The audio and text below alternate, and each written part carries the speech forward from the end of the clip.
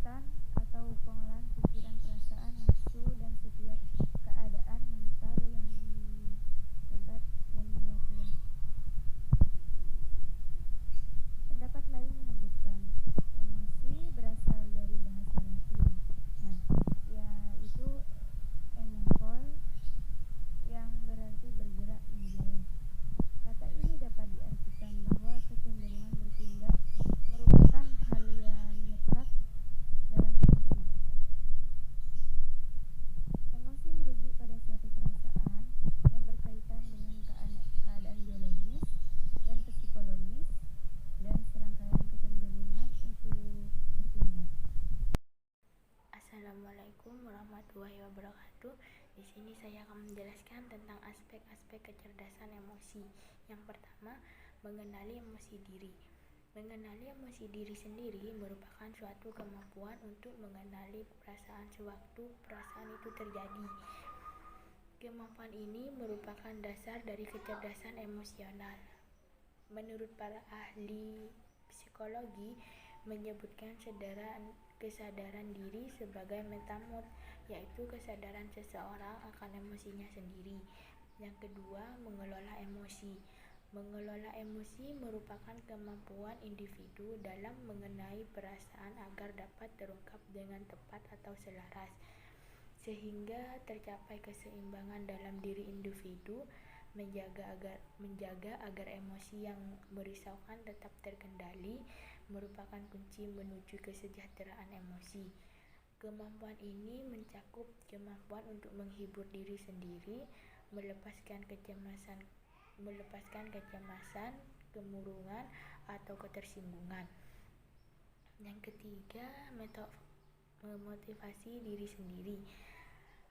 Prestasi yang harus dilalui dengan dimilikinya dalam diri individu, yang berarti memiliki ketekunan untuk menahan diri terhadap kepuasan dan mengendalikan dorongan hati, serta mempunyai perasaan motivasi yang positif, yaitu gairah, optimis, dan keyakinan diri.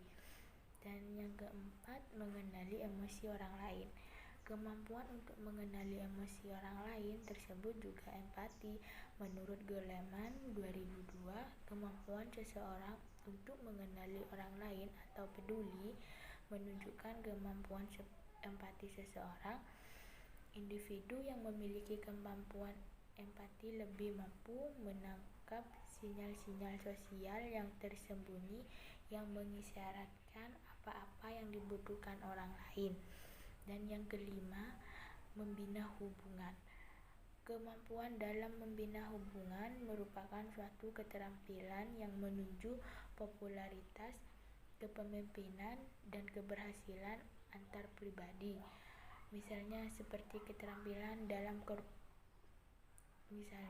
seperti keterampilan dalam keberhasilan membina hubungan. Assalamualaikum warahmatullahi wabarakatuh. Nama saya Maulidatul Hasanah. Di sini saya akan menjelaskan tentang definisi kecerdasan spiritual. Kecerdasan spiritual terdiri dari dua kata, yaitu kecerdasan dan spiritual. Kecerdasan berasal dari kata cerdas yang berarti pintar dan cerdik, cepat tanggap dalam menghadapi masalah, dan cepat mengerti jika mendengar keterangan. Secara etimologis,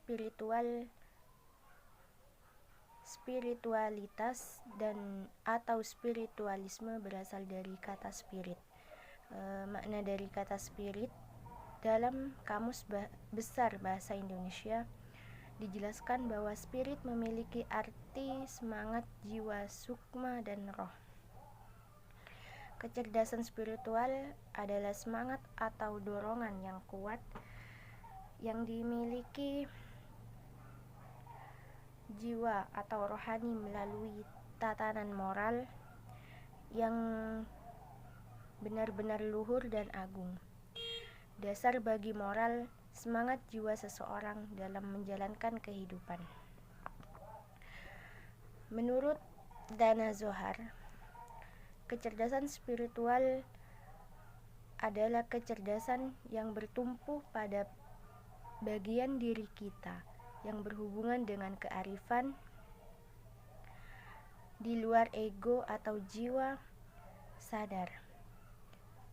Menurut Muhammad Zuhri, kecerdasan spiritual adalah kecerdasan manusia yang digunakan untuk berhubungan dengan Tuhan.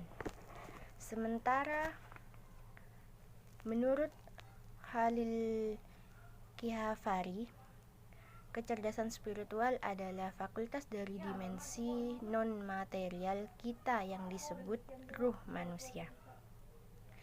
Jadi, dari pengertian tersebut dapat ditarik kesimpulan bahwa kecerdasan spiritual adalah suatu kecerdasan manusia yang digunakan untuk menyelesaikan permasalahan dalam kehidupan dengan melibatkan Tuhan sehingga jalan hidupnya semakin bermakna.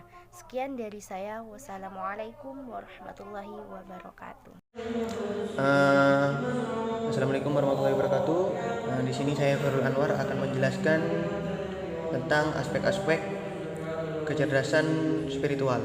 Nah, menurut Zohar dan Marshall, aspek kecerdasan spiritual yang telah berkembang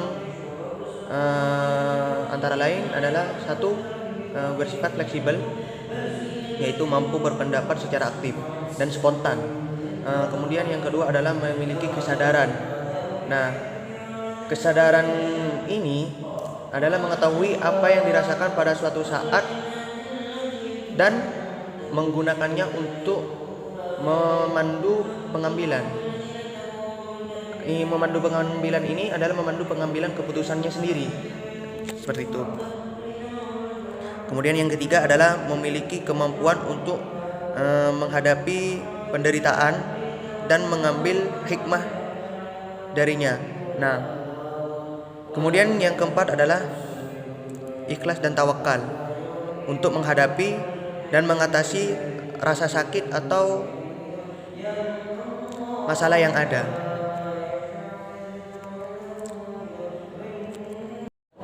Kemudian yang kelima adalah memiliki kualitas hidup yang diilhami oleh visi dan nilai-nilai. Kemudian yang keenam adalah cenderung melihat hubungan antar berbagai hal yang berbeda menjadi sesuatu yang holistik. Nah, kemudian yang keempat adalah cenderung untuk bertanya, mencari jawaban yang fundamental. Nah, fundamental ini dapat diartikan sebagai dasar atau pokok-pokok ideologi. Nah, kemudian yang kedelapan adalah bertanggung jawab. Nah, di sini diperlukan tanggung jawab dan memberi inspirasi kepada orang lain. Nah, orang yang bertanggung jawab berarti orang tersebut berupaya sekuat tenaga melaksanakan kewajiban. Nah, demikian rupa sehingga menghasilkan performance hasil kerja yang terbaik. Sekian menurut saya, hanya sekedar itu. Wassalamualaikum warahmatullahi wabarakatuh.